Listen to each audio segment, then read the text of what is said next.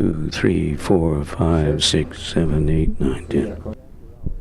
It's after hours, and we're seated at the Dakota Bar and Grill in the Mid-Continent.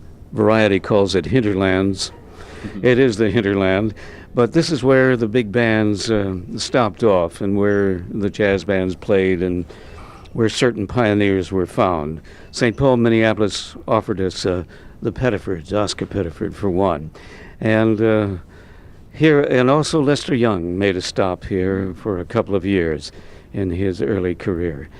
But we're seated very close to a rather fantastic potential for sound that Duke Ellington wrote about a long time ago, the Daybreak Express. We're in Bandana Square, where they maintained the steam trains that went to the west. And I am seated with Willie Williams, who has just heated us up along with T.S. Monk and his sextet. And the last time I saw you was in the concert band that was recreated for Town Hall. Good to see you. Right. Oh, it's great to be here. And I'm enjoying myself. And, it's great to be in Bandana Square. Well, we're ready to go into the roundhouse. They can't corner us there. At any rate, you and the saxophone and the soprano and the tenor have been an important part of your legacy.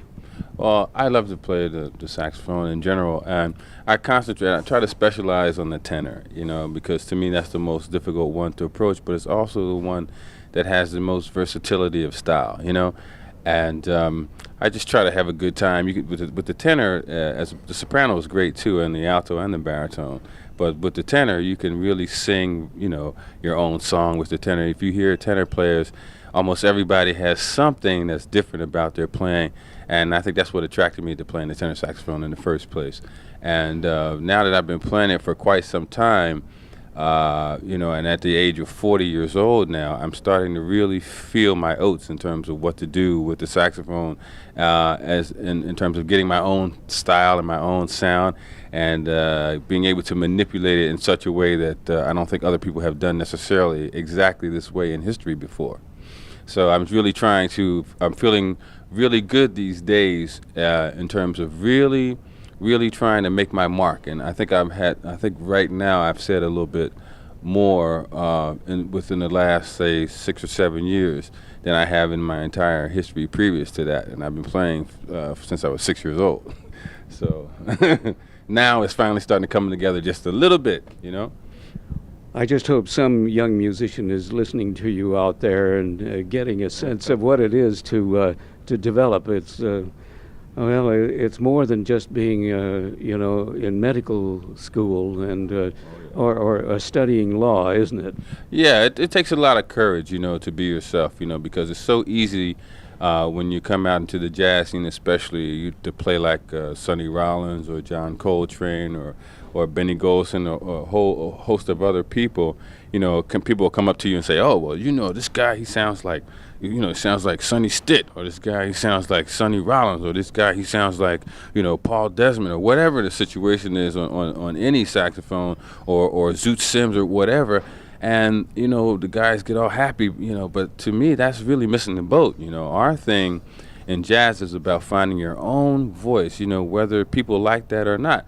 And oftentimes, if you have your own voice, people don't really get it until long time after you're gone, which is the case with Coltrane and many of the other tenor saxophone players, as well as some alto saxophone players also that I know about. I kind of criticize the young guys because now a lot of them try to strive to sound just alike. I don't know if they all went to the same college or whatever, but it seems like they all studied with the same teacher, and that's really, I think, sort of a step in the wrong direction for jazz, because jazz is about the individual, and America is about democracy, and we're supposed to be making any example that we can, showing any example that we can of the democratic process.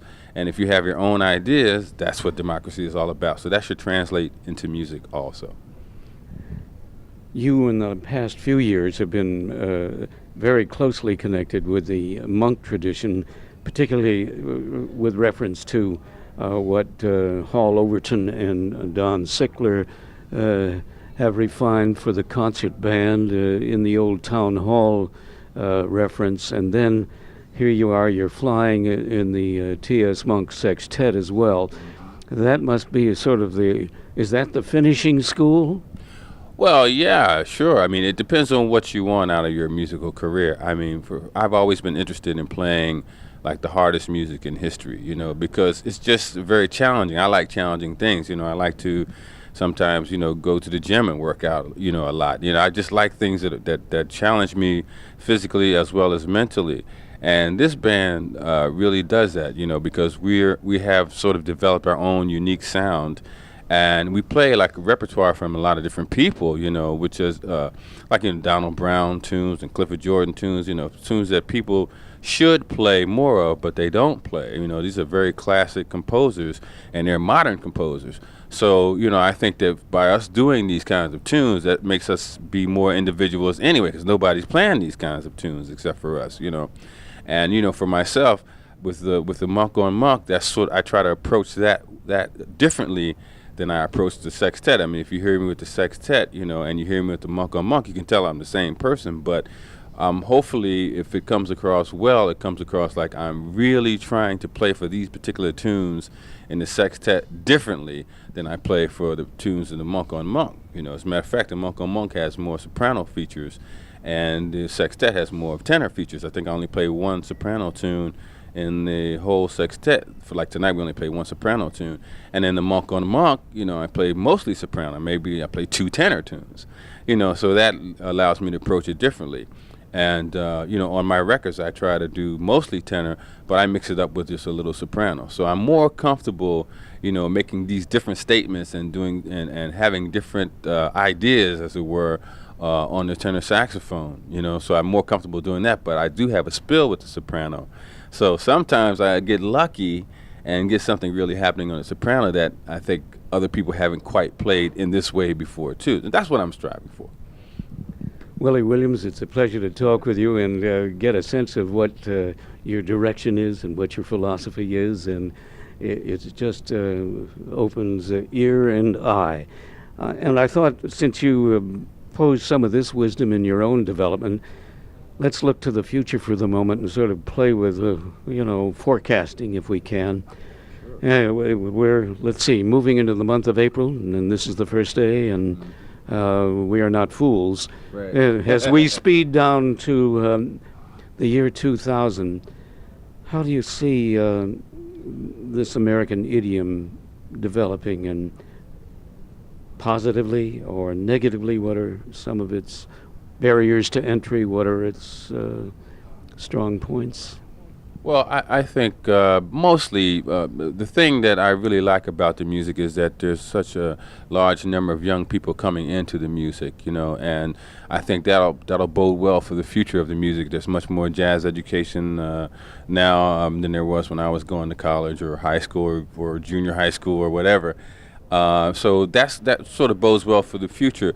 But as I said before, I think the thing that's missing is the individuality of styles, Although we have a great sort of universal jazz education, people are missing the boat. I mean, it takes a long time to develop your style. I mean, when I was 24 or 23, I could play just like a bunch of different tenor players, and I had to consciously stop that. I had to consciously try to get rid of that from my playing so that I could develop my own idea of what I should bring to the tenor saxophone. And whether people like it or they don't like it, that's not as important as me finding it. You know what I mean? So, and I think that's what a true love of the music is, and it takes real courage to do that.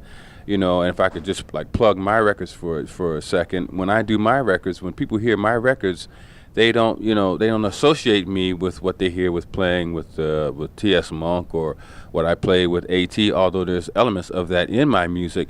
I try to make my music make a statement that's all my own, that's uniquely my own. And I just, if I have anything to say to the younger musicians, be patient. Don't try to, gather your fame by playing like thus and so tenor player or whatever instrument you play. Try to gather it's harder and it takes a longer time, but try to gather your fame by finding your own voice, and don't be afraid to play stuff that nobody else is trying to play.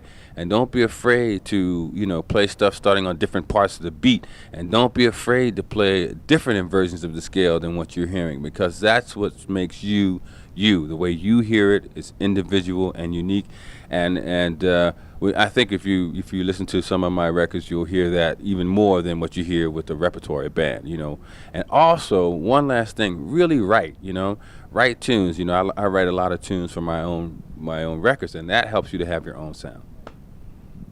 Thank you very much. And in short, when you look to the year 2000, you want that individuality, that signature, and of course that foundation that contributes to that learning process to move the music forward. Yeah, I think there's room. I mean, some people have the philosophy that jazz has developed in a certain way, and now it's not really going to be able to go anywhere like classical music was or some other art forms were. But I think jazz inherently is a kind of music that demands you thinking differently and saying things differently from one generation to the next. You're supposed to keep elements of the old generations, but you're not supposed to really focus 100% on that. If you have something to say and you bring it to jazz is the only place that will really accept it. So why not do it?